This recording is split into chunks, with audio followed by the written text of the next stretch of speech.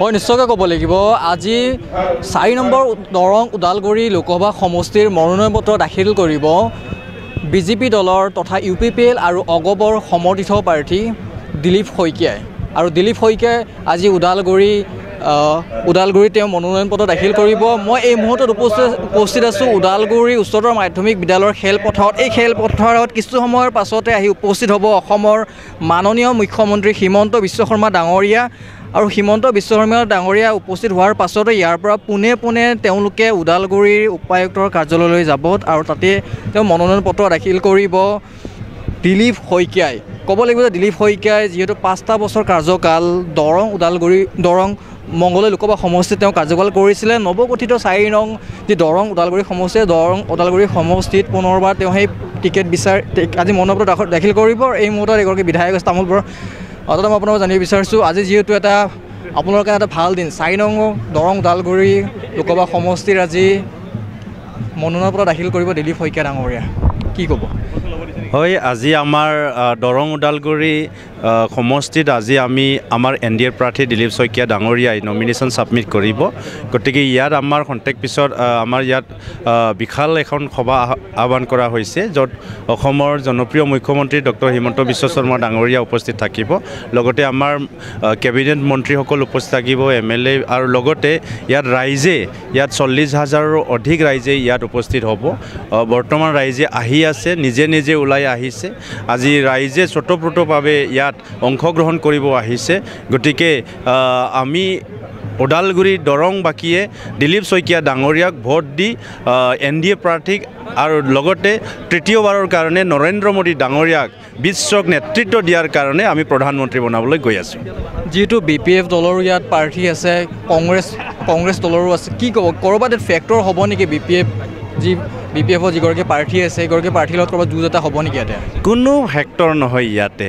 NDA প্ৰাৰ্থী দিলীপ শইকীয়া ডাঙৰীয়াৰ বাহিৰে ইয়াত কোনো ৰাজনৈতিক দলৰ প্ৰাৰ্থী ফেক্টৰ নহয়। BPF ইয়াত কোনো নাই, ফেক্টৰ নহয়। আজি ইয়াত কংগ্ৰেছ শুনি আছোঁ আমি কেণ্ডিডেটৰ নামটো, আমিতো চিনিও পোৱা নাই, দেখাও নাই।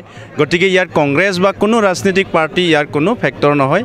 আমি ইয়াত চৰকাৰ চলাইছোঁ, ৰাইজে আস্থাত আজি ওলাই আহিছে।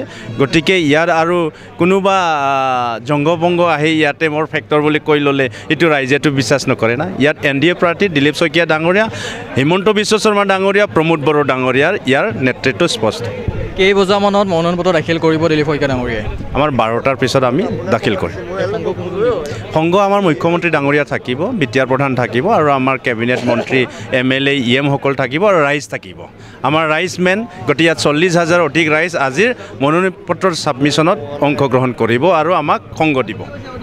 হয়, আৰু এগৰাকী EM আছে দাউবৈচা বৰুৱা, মই তেখেতৰ পৰা জানিম। দাদা কি ক'ব? আজি এটা আপোনালোকৰ কাৰণে ভাল দিন, দৰং ওদালগুৰি লোকসভা সমষ্টি দিলীপ শইকীয়া ডাঙৰীয়া পুনৰবাৰ মনোনয়ন পত্ৰ দাখিল কৰিব UPPL দলৰ এগৰাকী সমৰ্থিত প্ৰাৰ্থী, কি ক'ব?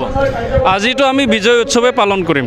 আজি তেখেতৰ যি মনোনয়ন, এই মনোনয়নটো দাখিল কৰিম আৰু লগতে আমাৰ বিজয় উৎসৱ, কাৰণ আমাৰ জিকাটো নিশ্চিত হৈ আছে। আমাৰ BTR পাৰ্টত 16টা সমষ্টি আছে, BTC সমষ্টি, তাৰে 15টা সমষ্টি UPPL আৰু BJPৰ হাতত আছে। গতিকে BTR পাৰ্টত তেখেতক যিমানখিনি ভোট দিব লাগে আমি গোটেইখিনি ভোট দিয়াৰ কাৰণে আমি ৰেডি আছোঁ। আৰু আমি আজি মনোনয়ন পত্ৰ দাখিল কৰাৰ সময়ত আমি যিমানখিনি আমাৰ সমৰ্থন আছে তেখেতসকলক আমি বেছিকৈ মানুহ মাতা নাই, কাৰণ কষ্ট হয়। মানে ৰাইজে ভোট দিবৰ কাৰণে ৰেডি হৈ আছে। গতিকে আজি বিজয় উৎসৱ বুলি আমি পালন কৰিম।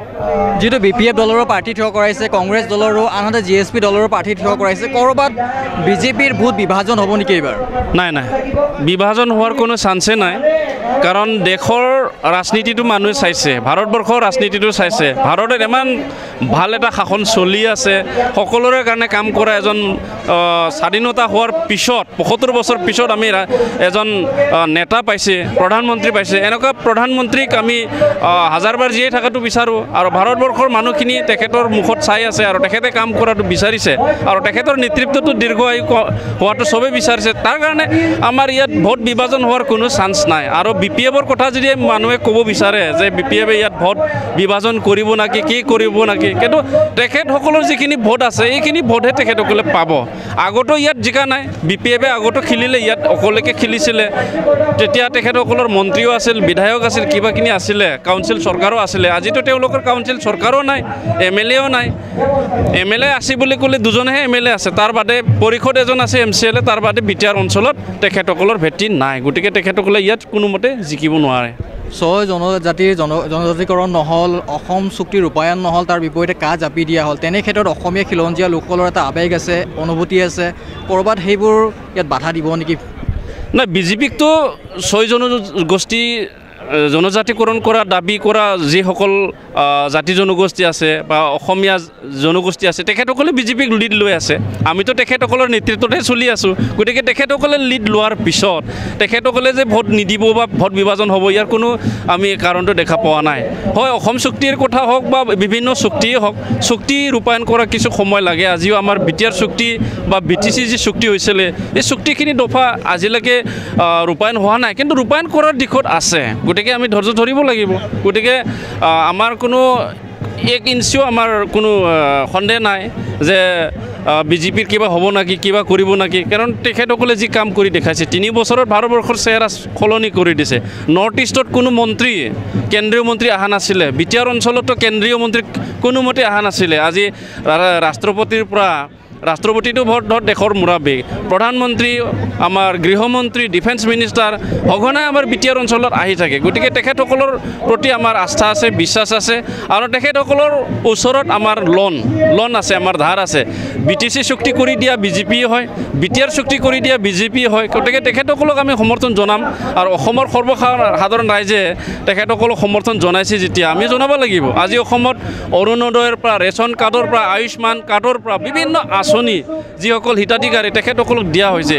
মহিলা আত্মসহায়ক গোট ষ্টুডেণ্টবিলাকক যিমানখিনি আঁচনি ফ্লেক্সি স্কিমবিলাক দিছে তো তাৰ কাৰণে জনসাধাৰণে সেইখিনি কথা পাহৰিব নোৱাৰে আৰু আজি বিজেপিক ভোট দিবৰ কাৰণে সদৌ অসমত মানে ৰাইজ মই অসমীয়া বুলি ক'ব বিচৰা নাই বড়ো বুলি বিচৰা নাই অসমবাসীয়ে নৰেন্দ্ৰ মোদীক প্ৰধানমন্ত্ৰী বনোৱাৰ কাৰণে সবে কাম কৰিব অসমত কেইটা সিট বিজেপি আৰু মিত্ৰজোঁটৰ পাৰ্টিয়ে চৰকাৰখনৰ লাভ কৰিব অসমত এতিয়ালৈকে 14টা আসনৰ ভিতৰত আমাৰ সন্মানীয় মুখ্যমন্ত্ৰী ডক্টৰ হিমন্ত বিশ্ব শৰ্মা ডাঙৰীয়া 11খনটো চিউৰ কৈ আছে তেখেতে 11খন জিকিবই তাৰ বাদে 3টা আমাৰ থাকিব 14টাৰ ভিতৰত এইখিনিও চেষ্টা কৰিম বুলি তেখেতে কৈছে আৰু আমিও সেইখিনি চেষ্টা কৰি আছোঁ হয় নিশ্চয়কৈ ক'ব লাগিব এয়া আছিলে বিটিআৰৰ কাৰ্যবাহী সদস্য দাৱবৈচা বড়ো আৰু এনেধৰণৰ আচল ক'ব লাগিব যে দিলীপ শইকীয়া যি বিজেপি তথা UPPL অগপৰ মিত্ৰজোঁটৰ পাৰ্টি তেওঁক মনোনয়ন পত্ৰ সংগ দিবলৈ আজি বিটিআৰৰ চিফ প্ৰমোদ বড়ো লগতে অসমৰ যি মাননীয় মুখ্যমন্ত্ৰী হিমন্ত বিশ্ব শৰ্মা ডাঙৰীয়া আহি উপস্থিত হ'ব খন্তেক সময়ৰ পাছতে উপস্থিত হ'ব আৰু ইয়াৰ পাছতে পোনে ওদালগুৰি উপায়ুক্তৰ কাৰ্যালয়লৈ যাব তাতে মনোনয়ন পত্ৰ দাখিল কৰিব